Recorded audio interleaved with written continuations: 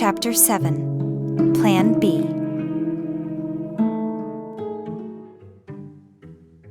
Virginia was awake before dawn and running throughout her room trying to get ready. She turned to look at the clock. 5:51 a.m. She panicked. Quickly, she ran into the bathroom. She brushed her teeth fast and then jumped to makeup. She fanned her lashes with mascara, outlined her eyes with eyeliner, and carefully touched up her eyelids with a light shadow. "Virginia," she heard her uncle calling from downstairs. "Your beau is pulling up in the driveway." Virginia looked at the clock. 5:58 a.m. Oh no, he's early. Did Uncle Andrew just call him my beau? Running down the hallway, she shot into her room and grabbed her backpack. Before she flew out of her room again, she noticed the diary she had placed on her dresser last night. For a brief second, all the rush of life faded away, and it was just her and that leather book. Could there have been something else that I missed? Optimism and doubt played with her. What should I do? "Virginia, Charles is at the front door," sang her uncle from the foyer. Virginia shook her head and looked at the diary once more. Why not? She reached out and grabbed it off the desk. Frantically, she opened the flap of her backpack, unloosed its drawstring, and placed the book inside. "I'm coming," she called back. Closing her bag, she slung it over her shoulder and ran downstairs. She reached the foyer and ran to the front door, but she was stopped by her uncle grabbing her backpack from behind. "Hold on now," he said. "Aren't you forgetting something?" Virginia turned around and asked her uncle, "Forgetting? Forgetting what?" Without speaking, Andrew took a glance at her feet. Virginia followed his gaze and noticed that she had no shoes on. "Oops," she stammered. She dropped her backpack by the front door and ran back up the stairs. Thrusting her bedroom door open, she frantically searched for her Converse. Under the bed? Nope, not there. Perhaps underneath the desk? Nothing. The closet? She ran and opened her closet door and looked all around its floor. Nothing was there except the shoebox containing the hiking boots her uncle had purchased for her. Complacent and reluctant, she stared at the box, hoping another alternative would come to mind. "Virginia," called Andrew, "shall I tell Charles you got caught up prettying yourself for him and couldn't make it to school today?" Those words alone seemed to pull Virginia back from her morning daze. She had no choice. Quickly, she opened the box and pulled out the hiking boots. Grabbing a pair of socks from her dresser, she sat on her bed and put on her new footwear. Downstairs stood Charles in the foyer, wearing a pair of blue jeans, a burgundy t-shirt, hiking boots, and a black jacket. He looked up the railing at the top of the stairs, and then at Andrew. "Is she okay?" he asked. Andrew stood in the middle of the foyer, holding Virginia's backpack. "Oh, I don't know, Charles," he replied, deliberately loud enough so Virginia could hear him. Charles raised one eyebrow. "Are you okay, Andrew?" "Oh, yes. I'm fine, son." He changed his voice back to a louder pitch. "But I'm not sure if Virginia's going to make it. Last I heard, she was—" "Putting on her shoes," interrupted Virginia as she ran down the stairs. She grabbed her backpack from her uncle and gave him a piercing look in passing, hoping it would silence him from any further jokes. Andrew just smiled at her in his childlike, audacious way. Virginia walked over to the coat rack and grabbed the brown leather jacket that Charles had given her. Putting it on, she looked up at Charles, who was looking back at her. "I'm ready," she said with a smile. "Perfect," he said anxiously. "Let's go." "Hey," exclaimed Andrew, "you're wearing your new shoes." Virginia rolled her eyes. "Yep, sure am." "Hey, those are really nice," said Charles. Virginia's eyes got big. "Really? Oh, nice. They're the same brand as mine, too. Good choice." Virginia looked at her uncle, who was looking back at her with a wink and a thumbs up. She felt a soft blush fill her cheeks. "Okay, well, we should get going," she stammered. Lowering her head, she walked out the front door. Charles cocked his head and frowned his eyes as he looked at Andrew, annoyed at his jests. Then, without saying a word, he walked out the front door, closing it gently and leaving Andrew alone in the foyer to laugh at his own humor. "Ah, young love is quite a thing now, isn't it?" he joshed.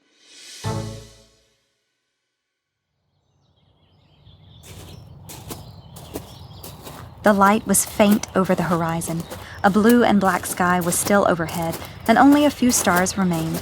Virginia walked to the driveway where Charles's truck sat idling. She went to the passenger door and reached for its handle. "Wait," came Charles's voice.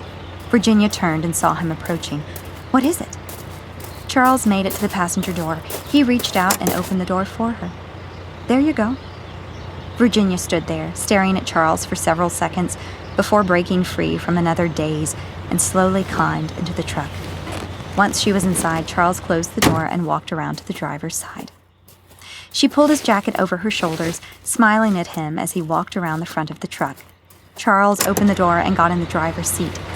"Okay," he said enthusiastically. "Are we ready?" Virginia just nodded her head. "Everything okay?" he asked. "No, don't ask me that." Her cheeks blushed and her lips tightened as she looked straight ahead at nothing, trying to hold back a smile. She nodded her head again. "Well, all right then," he said, "and we're off." With that, he put the shifter into first gear and drove.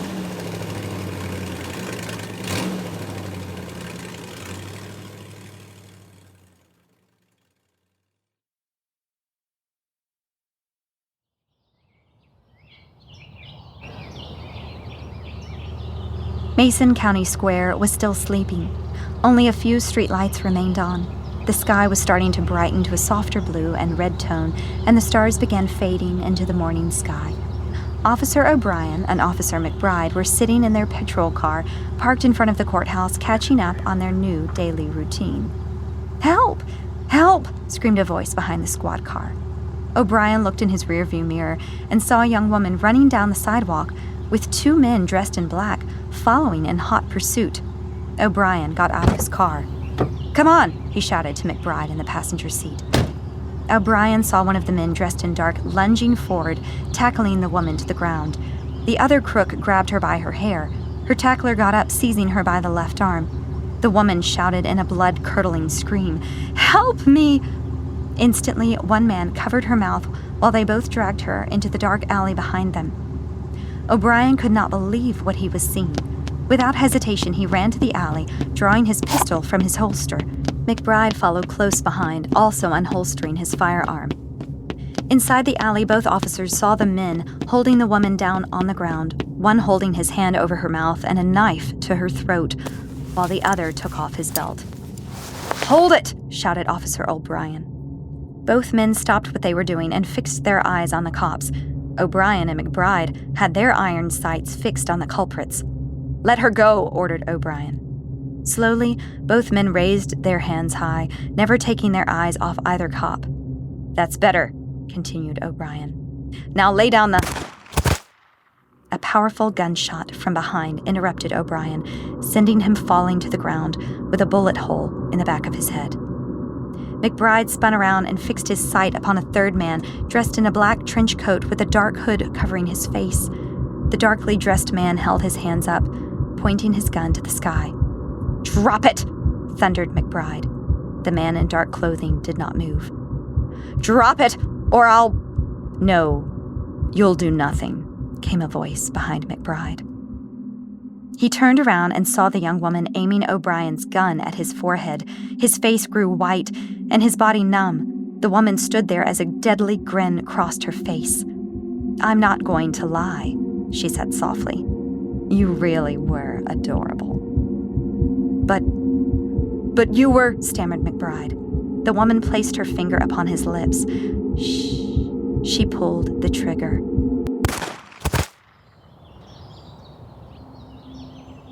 There was a flash of fire and a blast of gunshot. McBride fell to the ground dead, a bullet hole through his forehead. The woman stood over him, taking a big breath through her nose, smiling and shaking her head. "It's quite a shame, really," she said. "He was such a gorgeous man, too." Both darkly dressed men from behind approached and stood on either side of her. "Take their clothes," she ordered them. "Yes, my princess," they replied. They each knelt down and began to take the uniforms off of the officers. The woman walked over McBride's corpse to the man in the trench coat standing watch at the entrance to the alleyway. She came up from behind and drew her lips close to his ear. "Are you sure it is her?" she asked. The man kept staring with his lifeless green eyes from left to right, ready to announce the sight of someone coming their way. "Yes." How do you know? Tell me again so I can remind you later of what you said should it not be her. I didn't know for sure that one evening of the storm. I heard him say her name, but I needed to be certain. It was not until I saw her in the library that I heard her ask the librarian about a place called Aletheia. When I got my chance, I asked the librarian myself, and she told me that she was, in fact, looking for the long-lost land of Aletheia. I saw that she was reading books and journals about it, too. I felt like I was on to something, so I stayed and found that I had struck gold when I heard her say she had found it. Found what, my love? Found what? The man turned his head halfway and looked at her out of the corner of his eye. The red-bound book. She says that she found it in the house of Cohen, and that it is the diary of Rose Cohen. The woman smiled big and kissed the ear of the man with her lush red lips. Oh, you have done your princess a great favor indeed, Dark Cry. She stroked her fingers down the sides of his arms. Come and find me later when this is over. I would like to thank you, personally. Dark Cry smiled and continued to stand watch. The woman turned around and saw both of her men standing, each holding a uniform in his hands.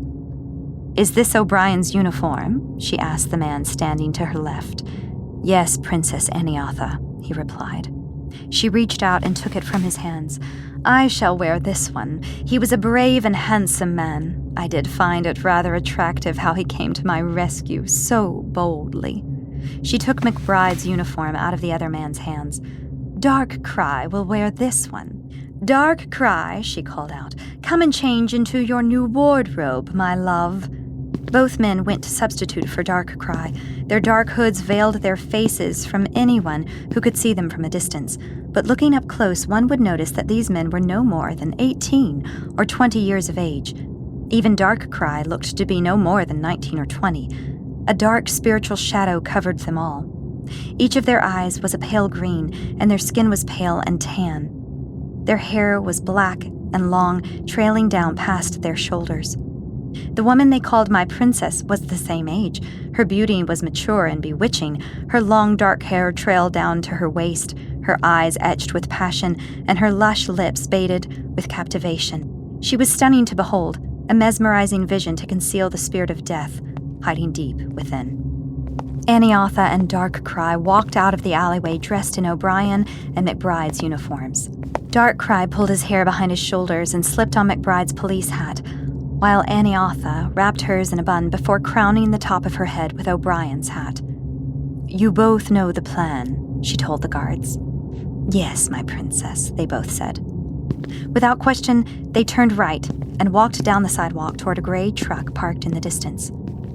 Come, my love, she said to Dark Cry. There's a lost little girl at Mason High that needs our help.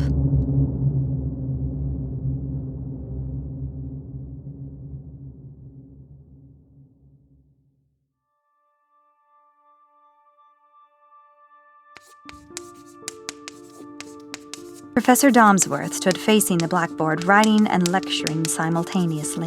The students seated in the first couple of front rows carefully took down every word he wrote. Those seated in the middle were half awake and taking down a word or two whenever they felt necessary. Those in the back were whispering back and forth to each other, far from focused on Domsworth's lecture. Virginia was seated at her desk in the back row. She stared at her open notebook. Not a single word was written on its page. For all she cared, she was not even in the room. She did not hear the voices around her, or the nasal, congested speech of her professor. Smiling, she reflected only on the ride to school this morning. She got to talk with Charles more than she ever had before. She learned that he was, in fact, Native American by birth, and that his ancestry traced back to this very location centuries ago. But when he asked her about her life in Miami, she kept silent. She did not know what to say or how to say it. Graciously, he did not press the matter. She sank back in her chair and played with the zipper at the end of her jacket. Why didn't I tell him? Should I tell him? Her eyes stared down at her backpack leaning beside her desk as her attention drifted away from the classroom even more. But Uncle Andrew and the Miami police said not to talk to anybody about what happened. If too much is spoken, it could become very bad.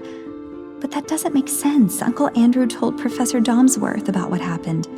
But then again, he's my teacher and needs to be on alert. It's not like my classmates know what happened, do they? She shook her head and wrapped her arms around herself. But this is Charles. I can trust him, though, right? She leaned her head back and reflected upon how he was the first to befriend her on her first day at Mason High. He noticed me. He listened to me. She snuggled up in the jacket he gave her. He gave me warmth when I was cold. She replayed the scene when he opened the door for her. Now, what guy has done that for me besides my own uncle? She looked to her right into space. Should I tell him what happened?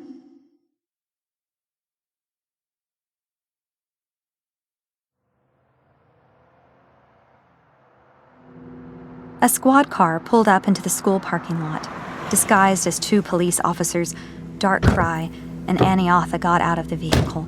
Leaving the engine running, they walked up to the main entrance of Mason High.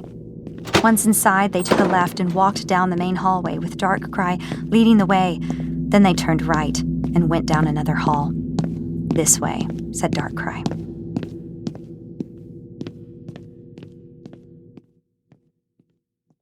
Virginia chewed on the end of her pencil.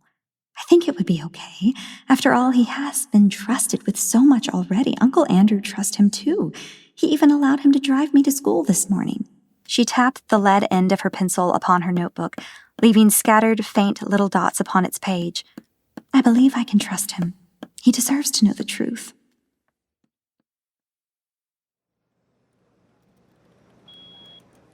Resting his head in his hand, Principal Jefferson sat in his office reviewing some very stressful paperwork scattered over his desk. There was a knock on his door. "Come in," he said without looking up. Mrs. Milway, his secretary, opened the door. "I'm so sorry to bother you, Principal Jefferson, but there are 2 police officers outside who need to talk to you about a student suspected of a crime." Jefferson raised his eyebrows and lifted his head. "Show them in." Mrs. Milway stood aside and allowed the 2 cops to enter Jefferson's office. Jefferson stood at their approach and extended his hand. "Hello, officers," he said. "Principal Jefferson." Darkrai shook his hand firmly. "Pleasure to meet you, sir. I'm Officer McBride, and this is my partner, Officer O'Brien." Jefferson shook the young woman's hand also. Please, have a seat. Can I interest you in some coffee, perhaps?" Darkrai held out his hand. "Oh, no, sir. We are fine." "Very well, then." Jefferson held his hands together, lacing his fingers in between each other and placing them on his desk. "Now, it is my understanding that you both feel that a student in my school is possibly involved in a crime. Is that correct?" "We have reason to believe so. Yes, sir." "And what would have led you to assume this, might I ask?" "Last night, Officer McBride and I were following through with an assignment we've been working on for weeks undercover. You might remember a large meth lab that was discovered just outside town." Jefferson frowned. "Yes, it was such a shock to the town that someone close to your home, someone you most possibly knew and grew up with, was creating such a catastrophe." "Our thoughts exactly, sir. If you will recall, when we raided the lab, we were able to catch and arrest some of those involved, but the rest of the culprits escaped." Yes, I remember hearing about that." "Well, sir, not everything is lost because we did catch 2 of them. Unfortunately, they aren't talking much, however. We got a name from one of them, the name of one of their dealers. Our intelligence has dug further into this and confirmed that the dealer's name has come up through some recovered evidence found in the location of the meth lab." "And you have reason to believe this dealer could be one of my students?" Darkrai extended his hand empathetically. "Sir, believe me, I wish with everything in me that this is all a misunderstanding and that we are wrong. Nevertheless, with the amount of evidence presented in addition to the testimony from one of the culprits already in custody, we have no other choice but to question the student ourselves." "And what is the name of the suspected dealer?" A faint smile crossed Darkrai's face. "Virginia Singerman."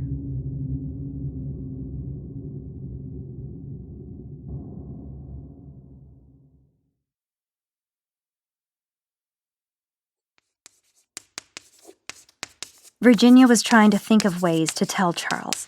There was so much to talk about. What if he becomes freaked out and doesn't want to be near me anymore?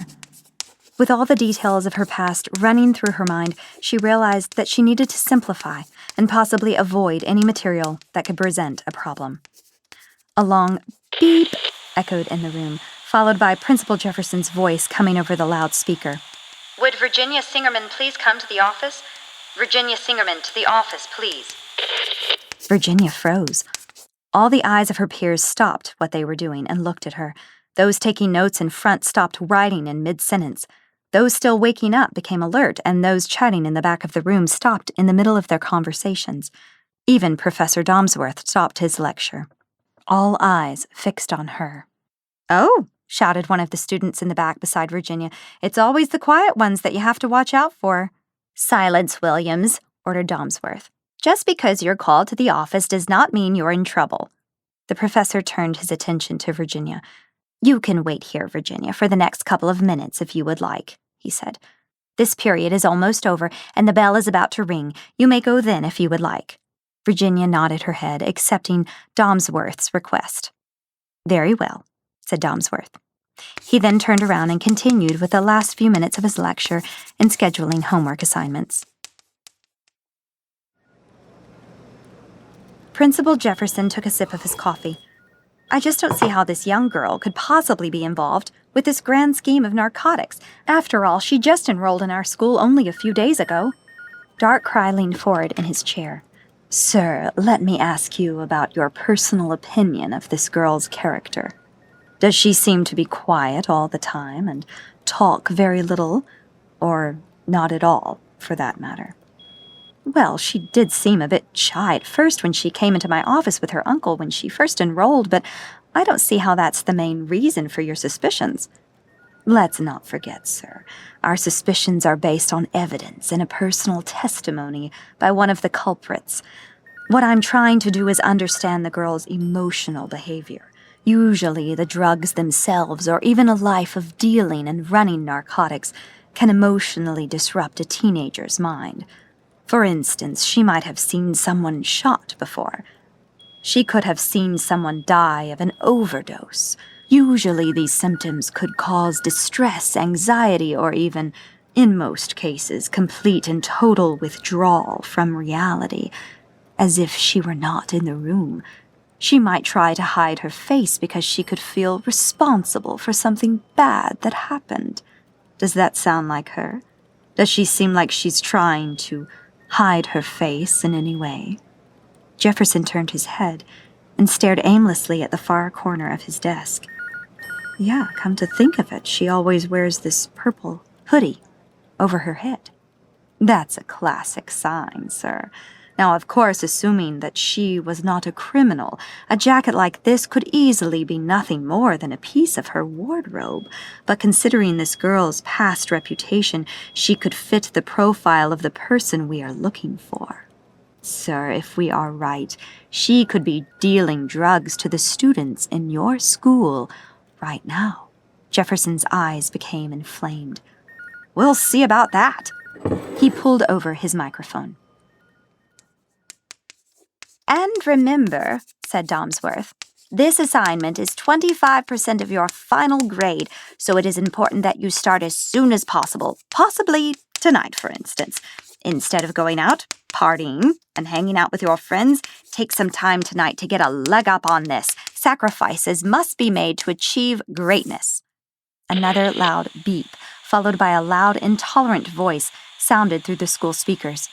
"Would Virginia Singerman please report to the office?" Virginia sank into her seat. She could feel the sweat covering her face. Yeah, coming from one that has been to the office on more than one occasion, Jefferson only raises his voice like that when he threatens to expel a student, teased Williams. "Williams, while all the other students have only 1,000 words to write, I'm scheduling your report to be 2,000, instructed Domsworth. "What?" exclaimed Williams. "But that's 25% of my final grade. I can't write that much in one night." Domsworth rolled his eyes. "Williams, if you were paying attention, you would have noted that the assignment is due 2 months from now. Nevertheless, It will look bad on your overall grade all the same should you fail to turn it in by then." William's face turned red. He then looked down at his desk for the remainder of the class. Domsworth looked with disgust at the loudspeaker on the wall. Could Jefferson become any more unprofessional? He looked at Virginia. "Virginia, you stay right there in your seat and wait with everyone else. Should Principal Jefferson have a problem with that, tell him I told you to stay here and he can take it up with me." But Domsworth's proposal was only enjoyed for a few seconds. The warning bell rang loudly through the school. All the students shot out of their chairs and filled the hallways of Mason High. Virginia was the last one out. With her backpack strapped over both shoulders, she walked out into the hallway. She felt as if all the eyes of every student were on her. She wished that she had brought her hoodie. At least that way, she could escape their eyes. She walked down the hall towards the main hallway.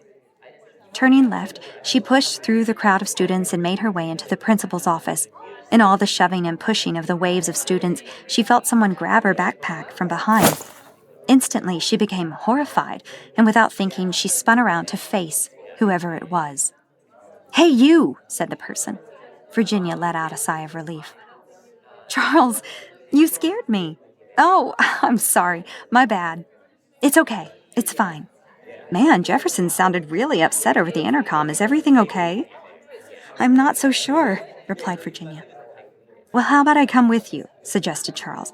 "If there's an issue that I can help with, I'll do my best. Jefferson and I usually see eye to eye on a lot of things." Virginia felt a huge burden lifted off her shoulders. "That would be so great. Thank you." Together, Charles and Virginia plowed their way through the current of students toward Jefferson's office. "How could something this horrible happen in my school?" Jefferson shouted hysterically. "Now every single one of my students will become drug addicts." He leaned back in his chair and placed his hand on his sweating forehead. "This is going to be on the local news." His eyes widened. "What will the parents think of me?" While Jefferson continued to paint a mural of the worst logical outcomes, Aniatha reached over and touched Darkcry's knee. Darkcry took the hint and spoke up. "Sir, we are in a terrible rush, and we need to get on with this. Is the girl on her way here?" Jefferson stopped in the middle of his rambling. "Huh? Oh, well, she should be, after I called her twice." But the warning bell sounded off. The halls will be swarming with students for the next 5 minutes or so. It would be so easy to lose her in that crowd. We should just sit here and wait. 5 minutes, you say?" asked Aniatha. "Yeah, it's approximately 5 minutes. Well, you remember what it was like in high school. It's just enough time to get the kids to their locker in the next class. Not a very long time, to be honest." Aniatha stood up from her chair. "It's perfect timing." Without a word, she exited Jefferson's office with Darkcry following closely behind her. Hey, wait!" shouted Jefferson, standing up from his desk chair. "This girl is only 17. She's still a minor. Do you have a warrant for this procedure of yours? Have you notified her family?" Both officers went out the door and into the hall, ignoring Jefferson. "She will be making her way down the main hallway," said Darkcry, taking the lead. "What is Jefferson like?" Virginia asked Charles. "He has his ups and downs," replied Charles. "But all in all, he's just very picky about how his school runs." "Would he see me as one that would tamper with how his school runs?" Charles laughed. No, I doubt that he would see you like that. Something must have set him off." Darkcry and Aniatha rounded the corner and continued down the main hallway, swarmed by students. Darkcry walked no more than 5 steps when he suddenly stopped in his tracks. His eyes were fixed on something in front of him. Aniatha stopped and stared, too. "What could possibly have set him off?" Virginia asked. "Does it relate to me in any way?" Suddenly, Virginia felt Charles grab her hand tightly, preventing her from walking any farther. She stayed still and looked up at him. "Charles, what's wrong?" Charles was frozen like a statue. His eyes did not break contact with something down the hallway. Virginia turned her head to see what he was staring at. 2 police officers, a man and a woman, stood no more than 50 feet before them. Virginia noticed that the woman had a very cunning smile, like a cat that had cornered its prey. Charles never took his eyes off the policeman, while the officer glared back at him with pale green eyes. Darkrai began to take deep breaths, like a bull about to charge its victim. The white of his eyes faded away as pale green consumed his entire eye. A deep, booming growl proceeded from his mouth as he gnashed his teeth like a beast. Virginia never took her eyes off the two officers, but in a worried voice asked, "Charles, what's going on?" Charles took a step back in what appeared to be a fighting stance. His shoulders bulked up as he glared back at the male police officer. "Virginia, no matter what happens, stay close." "What?" she asked. Darkrai raised his head and let out a terrifying cry, like a wild animal. He pulled his gun from his hip and charged at Charles and Virginia. "Virginia, run!" shouted Charles. Without letting go of her hand, he turned around and led her back in the direction from where they came. Adrenaline rushed through their veins as they fished their way up through the river of students. "Get out of my way!" thundered Darkrai. He started grabbing kids with his hands and tossing them out of his path. He clubbed his gun into the temples of others, sending them falling to the ground. "This way!" shouted Charles. He pulled her to the left and down another less crowded hallway. 3 shots from Darkrai's gun had every student drop to the floor, fearing for their lives. Both he and Aniatha jumped and hobbled over the prostrate kids on the hallway floor. "Keep running!" shouted Charles. "Charles, what's going on?" cried Virginia. "Just trust me." He pushed a door open to his left and they ran through the school's large gymnasium. "They went this way!" shouted Darkrai. He and Aniatha turned down a hallway to the left, which branched off the main hallway. They came to a stop. All the kids in the hall were lying prostrate like the others before them, but none were Charles and Virginia. Darkrai stood still and took a big, long sniff through his nostrils. "This way," he said. His voice was becoming deeper and his complexion darker. He ran to a far door on the left of the hallway, pushed it open, and ran into the gymnasium, with Aniatha following close behind. Charles and Virginia were making their way through the kitchen, which led off the back of the gymnasium. They ran past the kitchen staff and to a back door. Charles pushed it open, and they both ran outside, standing on the back parking lot of Mason High's property. Charles quickly closed the door behind them. "I'm sure he already has our scent," he said. "It's only a matter of time." He ran over to a dumpster on their right. Reaching in, he pulled out a gray backpack. He quickly ran back and placed his shoulder against the door. He reached into his pocket and pulled out his phone. "What are you doing?" asked Virginia. "Sending a text to your uncle," he said. "What?" she asked, confused. "Why are you texting my uncle now of all times? What's going on?" "Send," ordered Charles, tapping the send button on his screen. He stared anxiously at his phone as the text was slowly sending out. "Come on, come on, come on." "Charles?" screamed Virginia. "Yes," exclaimed Charles. "It's sent." He placed the phone back in his pocket and looked at Virginia, whose eyes were wide and skin pale. "Virginia, listen to me," he said. "There are a lot of things that you don't know about me, about where I come from, my family comes from, or even where your uncle comes from. There's a lot you don't even know about yourself, but listen to me very carefully. You have got to stick with me. If you don't, you will die." Those cops back there," stammered Virginia. "Why are they trying to kill us?" "They're not cops," said Charles. "What? Why are they wearing police uniforms then?" "They were trying to get you. To kill you." Virginia's voice was like a scream. "Why are they trying to kill me?" "Listen," shouted Charles as he grabbed her shoulders, trying to pull her out of her shock. "All will be explained, but for right now, you must follow me. This is an arrangement I made with your uncle in case something like this was ever to happen." There was a loud thud on the door behind them. Charles and Virginia heard the sound of a growling beast, followed by the screams of the kitchen staff coming from the other side. Charles placed his shoulder firmly against the door and gripped the handle, preventing it from turning. The metal in the door began to bend outward as if something was trying to force it open. "On the count of 3, we run, and we run fast," said Charles. "Ready?" Virginia was about to start crying. I don't know if... What about... He took her hand and looked into her eyes.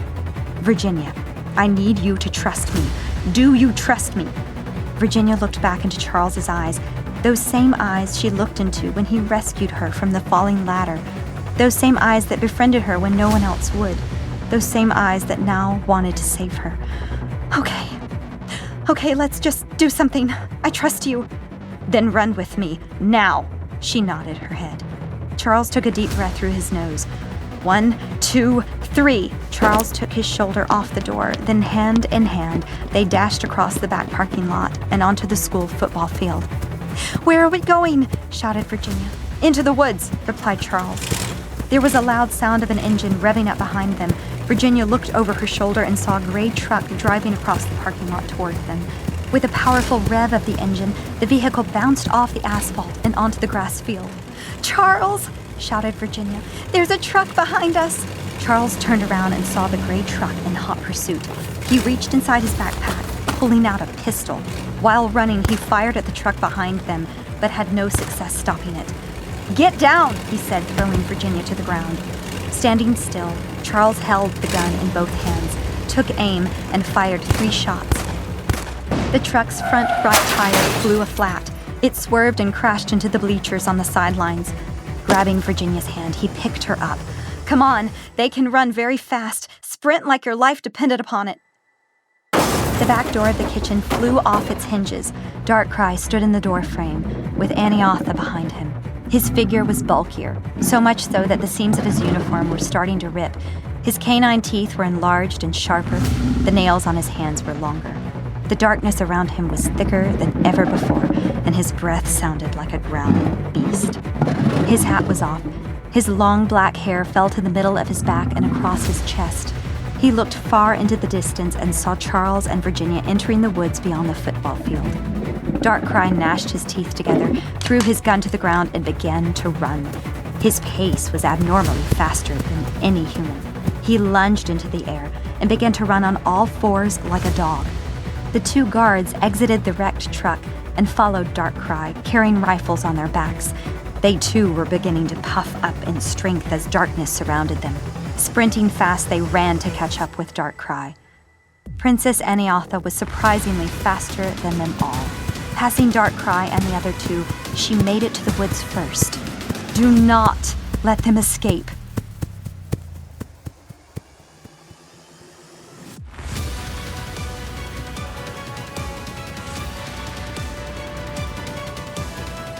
This is the end of Chapter 7. Tune in next Thursday for Chapter 8. If you'd like to listen to the next chapter ad-free ahead of everyone else, then subscribe to Early Access and tune in on Sunday. If you like what you heard, please like and subscribe and share with your friends and family. It really helps the show. We're available on Spotify, Apple Podcasts, and all major podcasting platforms. What Shines with the Dawn was written and created by C. Taylor Eason. Copyright Christian Taylor Eason, 2024.